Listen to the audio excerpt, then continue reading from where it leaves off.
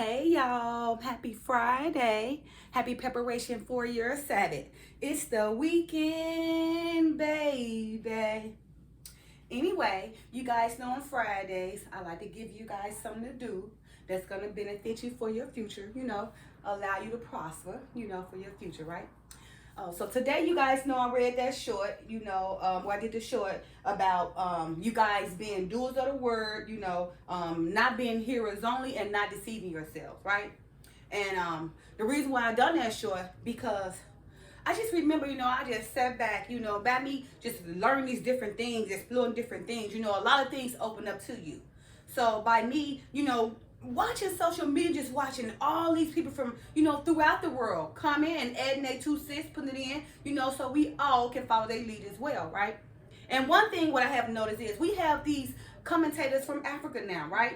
And they're very intelligent, very smart, and they're very creative too, right? I mean, extremely creative, right? So it's this one guy I think named Zach Mwasa, right? And he do podcasts on what's going on in Israel, what's going on in Africa, anyway, how Africa is rising, how they standing strong, stopping the GMO, getting rid of France, trying to get rid of UA. Because remember what the Father said, he should get our people, we should rise and bring us back to the promised land, right? So what's going on right now is we're being gathered, and you guys see the prophecies taking place, starting with Hamas and Israel, right? But anyway, what I was saying is the same guy that's doing these commenters, I think his name's Zach Mwazi, he is showing us Africa, right? Showing us the people and showing us everything, right? But I'm telling you guys, when I was younger, I say during, it was either 5th or 6th grade. I remember these two teachers' names. One name was Miss Martha in my 5th grade, and another name, teacher was Mr. Christian in my 6th grade, right? Now, I'm not racist, but I can't fail to mention that both of these instructors was Caucasian, right? So, and I can remember this like black and white. And the only reason I can remember because now that I'm looking at all these, African people talking and being so creative, I'm learning that everything I learned during my grammar school was a complete fabrication, right? They made me believe that African people lived in the jungles, ate bananas, and chased out animals like they was animals themselves. So in our mind, that's what we thought. So when we vision Africa, that's what we envision. Black people in the jungle eating bananas, acting like monkeys, right? Now, I'm telling you guys, I was in a grade, either 5th or 6th.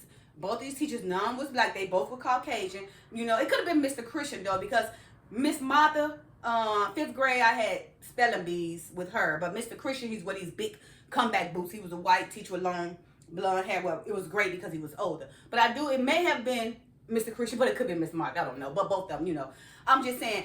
We were sitting in class, all the children and everything, and they had one of them old time projector films where they pull a white shade down and put it over the chalkboard, and then they had some type of film thing where it showed light, and it make the people move, So during that time, it was more old fashioned. That's what we was looking at films on during grammar schools, because I'm talking about in the 5th and 6th grade. I'm sorry, I was probably about 11 or 12 or something like that.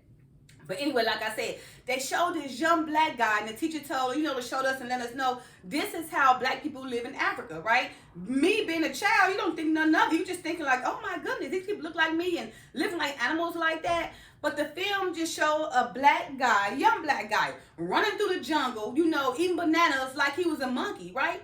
So in my mind, all these years, I envisioned people from Africa as monkeys, right?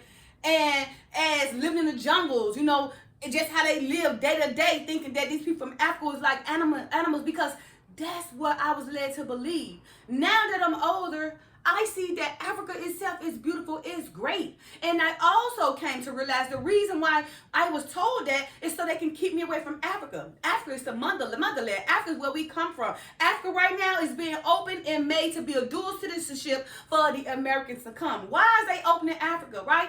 Pay attention to that, because it's being prophesied, and the presidents from Ghana and maybe other neighboring countries around Africa is opening up for citizenship. They inviting us so we can come and take our place now.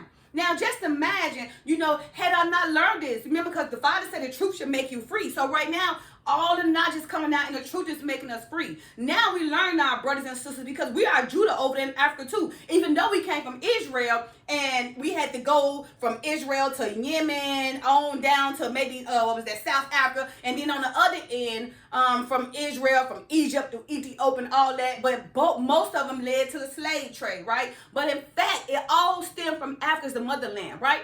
So now, if we were looking at these young kids that's living in a jungle and acting like animals and eating bananas, then that was us. We are those people.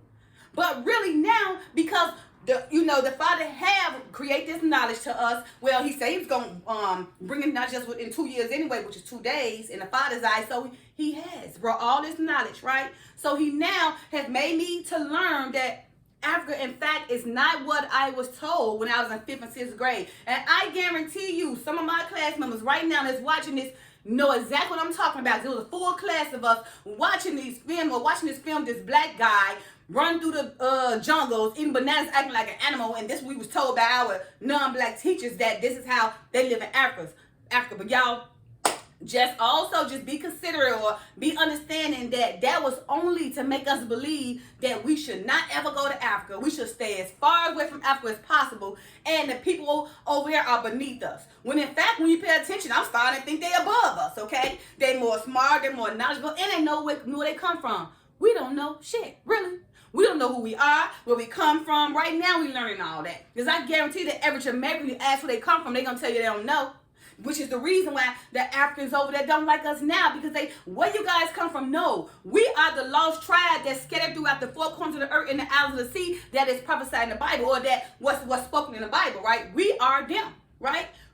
Judah was the tribe, only Judah. Remember, there was all these tribes, but Judah was the tribe that was scattered throughout the 4 corners of the earth and throughout the seas, from Israel, throughout Africa, from Egypt, from Yemen, all the way from the slave, through the slave trade, which stemmed from those Africans, the Canaanites, not the Africans from Shem, the Shemites, but the Africans from Hamites. It stemmed from the Africans from Hamites selling us as prisoners, as slaves. Then the Arabians helped them. So the Arabians, but they went on and just sold us all throughout to the Greeks and everything. Now what happened? Those slave ports ended up in the Americas, from the Africa, right? From Africans and from the Arabians. We ended up with Virginia, Georgia, South Carolina. These are the ports. Alabama, these are the ports that we had came to, okay? These are the ports that we had landed on. Judah, we came with African names. So if you guys go look in your history, just look at Georgia, look at Virginia, go and do a little history and find out the names. The names, every name ended with a Yah. Came from Judah. It also said this is the tribe of Judah. Benny Yah, Cammy Yah, it was all Yahs. But when we came, when we was transported to America, taken ownership of, enslaved, captured, in captivity, then we begot these American names. Like Latrice. Who the hell is Latrice? Right? So now you see on my little podcast, it is Latrice Sarai Israel, right? Saraya Israel, because I want to include that Saraya Israel so I can bring back into memory where I come from, right?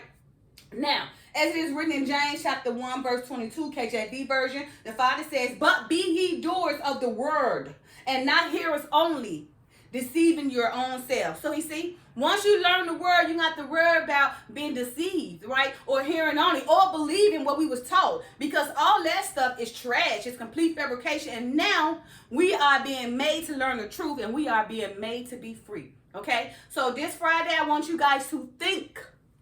Think about something that took place when you was younger, during those grammar school days, that have made you, have affected everything, your whole vision, your whole insight. And now that you get older, you see that it's a complete fabrication. And now you got to unlearn all of it so you can envision that thing in a different way.